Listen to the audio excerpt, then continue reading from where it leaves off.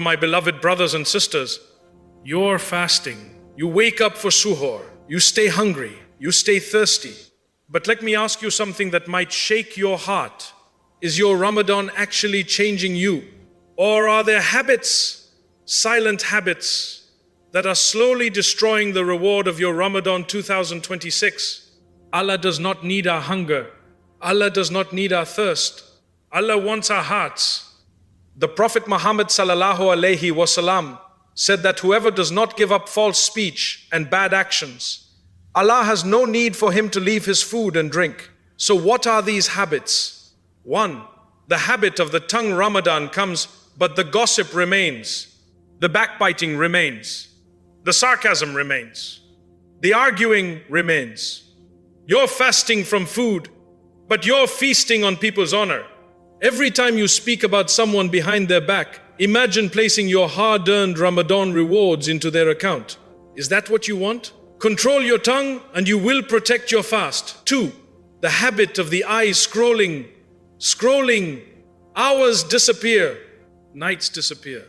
Ramadan becomes a month of social media instead of sujood. Be careful what you look at. The eyes also fast. If your eyes are feeding on haram while your stomach is empty, what kind of fast is this? Lower your gaze. Protect your heart. What enters through the eyes settles in the soul. 3. The habit of anger. Some people become more angry in Ramadan. They say, "I'm fasting," but they shout, they snap, they insult. Fasting is meant to calm you, not make you explosive. When someone provokes you, say, "I am fasting," not just with your lips, but with your character. 4. The habit of wasting nights. Ramadan nights are treasures. Taraweeh, Tahajjud, Quran, Dua. But instead, some of us waste the night in entertainment, series, gaming, endless chatting, and then we sleep through Fajr. Ramadan is only 30 days, but its impact can last your entire life. The Quran was revealed in this month. Your destiny can change in this month. Why are we treating it like any other month? 5. The habit of showing off. Be careful. Posting every good deed, announcing every charity, recording every act of worship. Ask yourself, would I still do this if no one saw me? Ramadan is about sincerity. It is about you and Allah. When you stand in the darkness of the night and only Allah hears your whisper, that is when your Ramadan becomes powerful. 6. The habit of delaying change. You say, after Ramadan, I'll pray properly. After Ramadan, I'll stop this sin. After Ramadan, I'll improve. Why after? Ramadan is not a temporary spiritual camp. It is a training ground. If your good habits disappear on Eid, then you did not build discipline, you only borrowed motivation. My dear brothers and sisters, Ramadan 2026 is not guaranteed. Some who fasted last year are beneath the soil today. Some who planned for Ramadan did not live to see it. If Allah has allowed you to witness this Ramadan, it is an invitation to return, an invitation to cleanse, an invitation to rebuild. Don't let small sins steal big rewards. Don't let habits destroy what hunger is trying to build. Fast with your heart, fast with your tongue, fast with your eyes, fast with your character. And remember, the real success of Ramadan is not how hungry you were, it is how close you became to Allah. Fasting is more than hunger. Ramadan is not just about staying hungry and thirsty. If the tongue, eyes, and actions are still sinful, the fast loses its true purpose. Real fasting means protecting your character. My dear brothers and sisters, fasting is not a diet plan. It is not a cultural tradition.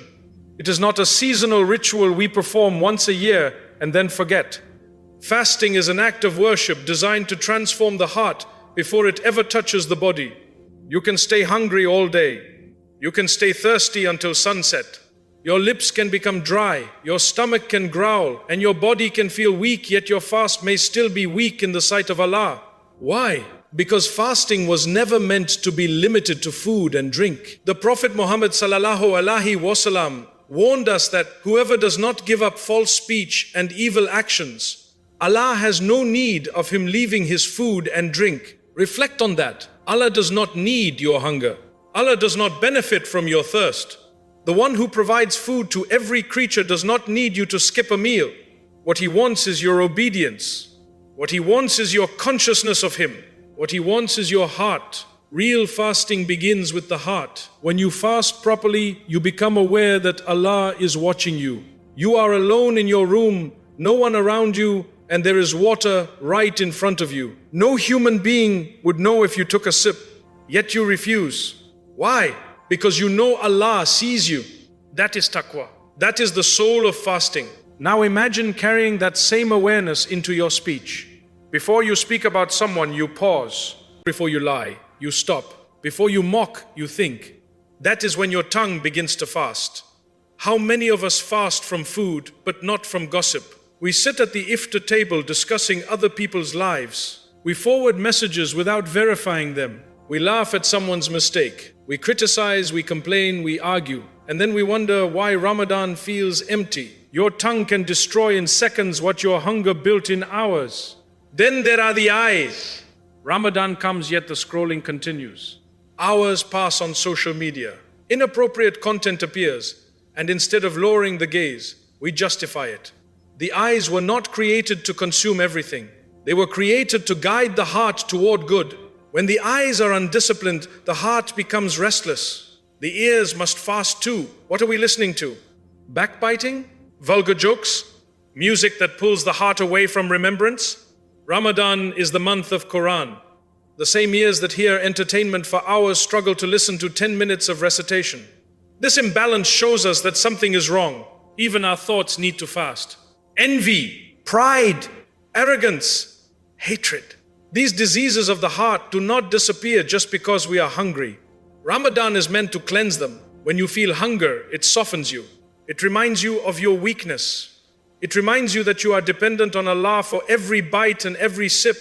Hunger humbles you. And when you are humble, you become gentle. You become patient. You become forgiving. If fasting is making you angry, harsh, and irritated, then you need to revisit your intention. Fasting should discipline your reactions. When someone provokes you, you respond with dignity. When someone insults you, you hold your tongue. When someone tests your patience, you remind yourself that Allah is watching. This is the fast that transforms. Ramadan is not about surviving 30 days. It is about emerging as a different person. If your character improves, your fast is alive. If your patience increases, your fast is alive. If your connection to Allah deepens, your fast is alive. But if Ramadan ends and nothing changes, the same sins, the same habits, the same negligence, then we must ask ourselves, did we truly fast? My dear brothers and sisters, fasting is a shield. It protects you from sin. It protects you from your ego. It protects you from heedlessness. But a shield only works if you hold on to it properly. Do not reduce fasting to hunger. Elevate it to consciousness. Let every part of you fast: your tongue, your eyes, your ears, your thoughts, your reactions, your intentions. Because on the day you meet Allah, it will not be your empty stomach that saves you. It will be your purified heart. Small habits can destroy big rewards. Gossip, anger, wasting time, showing off, and endless scrolling can silently erase the spiritual gains of Ramadan. These habits must be controlled to protect your reward. My dear brothers and sisters, sometimes it is not the big sins that destroy us. It is the small, repeated habits we no longer feel guilty about. Ramadan comes with immense reward. Every prayer is multiplied. Every charity is multiplied. Every good deed carries weight beyond imagination. It is the month in which a single sincere moment can change your destiny forever. Yet, at the same time, there are quiet behaviors that slowly chip away at these rewards unnoticed, unchallenged, and underestimated. You pray Taraweeh, but you gossip afterward. You read Quran, but you scroll for hours. You give charity, but you show it off. You fast all day, but you explode in anger at home. These may seem small to you, but in the sight of Allah, consistency in small sins can become heavy. The danger of small habits is that they feel normal. You do not wake up intending to ruin your Ramadan.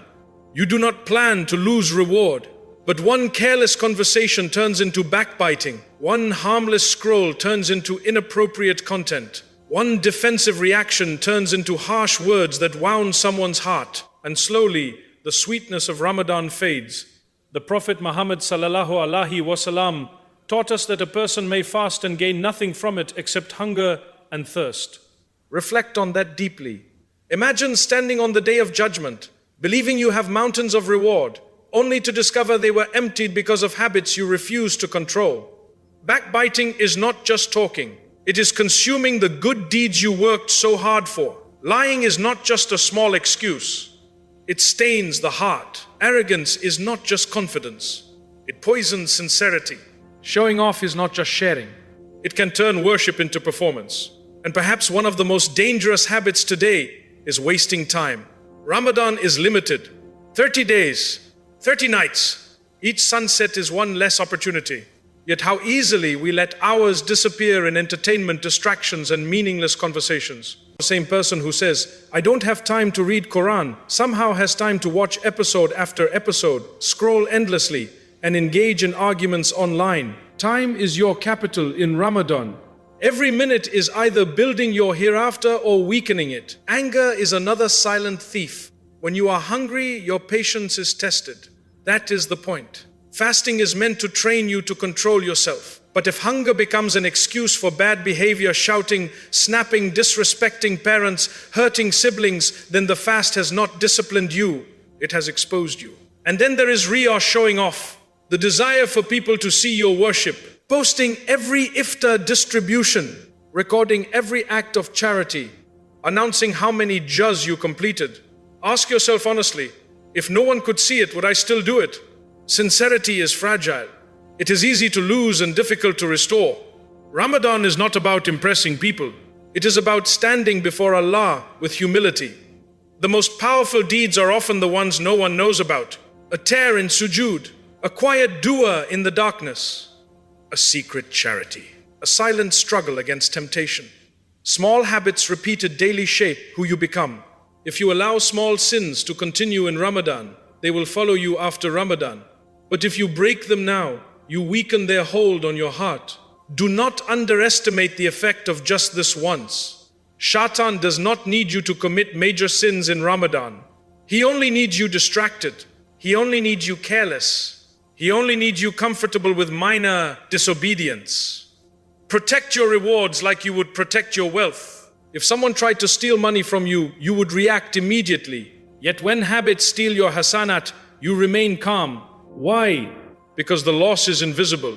But on the day of judgment, it will not be invisible. My dear brothers and sisters, Ramadan is a golden opportunity. But opportunities must be guarded. Do not let gossip cancel your Quran. Do not let anger cancel your fasting. Do not let showing off cancel your charity. Do not let wasted time cancel your potential. Small habits can destroy big rewards, but small good habits can also build mountains. A small act of kindness, a small effort to control your tongue, a small decision to close the app and open the Quran, a small apology, a small sincere dua. These small changes protect your Ramadan. And when Ramadan ends, what will matter is not how tired you felt, but how much of your reward you preserved. Ramadan is a transformation, not a tradition. Ramadan is a training ground for lifelong change. If good habits disappear after Eid, then the heart was not truly transformed. The goal is closeness to Allah, not just completing 30 days of fasting. My dear brothers and sisters, Ramadan is not a yearly tradition that comes and goes like a season. It is not a spiritual festival where we become religious for 30 days and then return to our old ways. Ramadan is a school. It is a training ground. It is a transformation process designed by Allah to rebuild you from the inside out. But here is the painful question. What happens after Eid? If your Quran closes on the last night, if your prayers slowly become delayed again, if your tongue returns to gossip, if your habits return stronger than before, then Ramadan was an experience, not a transformation. Transformation means something changes permanently. When a seed is planted in the soil, it does not remain a seed forever.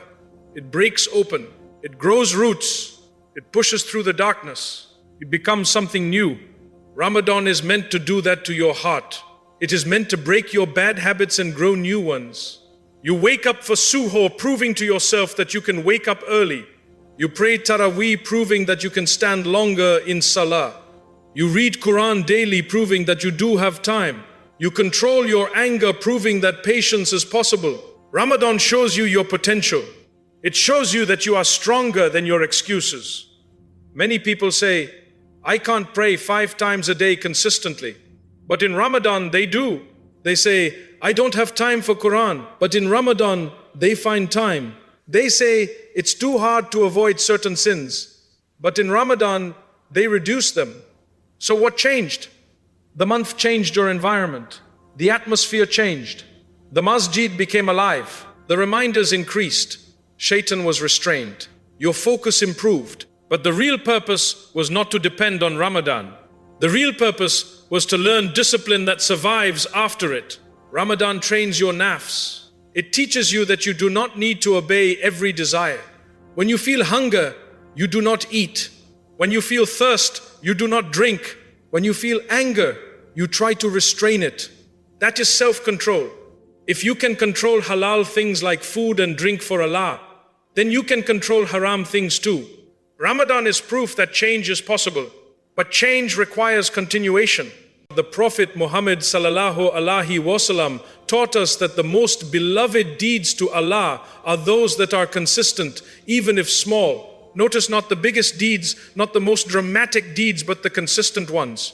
If you prayed tahajjud every night in Ramadan but never again after Eid, you lost the rhythm. But if you pray just 2 rakas once or twice a week after Ramadan, you preserve the spirit. If you read 1 juz daily in Ramadan but stop completely afterward, the connection weakens. But if you read even 1 page daily after Ramadan, you continue the transformation.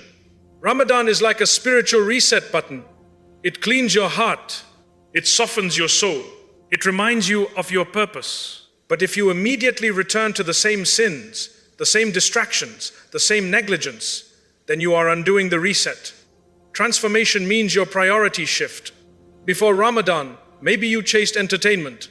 In Ramadan, you chased Laylatul Qadr. Before Ramadan, you delayed prayers. In Ramadan, you prayed on time. Before Ramadan, you lived distracted. In Ramadan, you felt focused. Why not carry that focus forward? Ask yourself honestly, what is one habit Ramadan helped me build? Protect that habit. Guard it, even if it is small. Maybe you improved your Fajr prayer. Hold on to that. Maybe you reduced your music. Continue reducing it. Maybe you gave charity. Keep giving, even if it is small. Maybe you learned to control your tongue. Do not let it return to carelessness. Ramadan is not the finish line. It is the starting point. It is the month that proves you can live closer to Allah.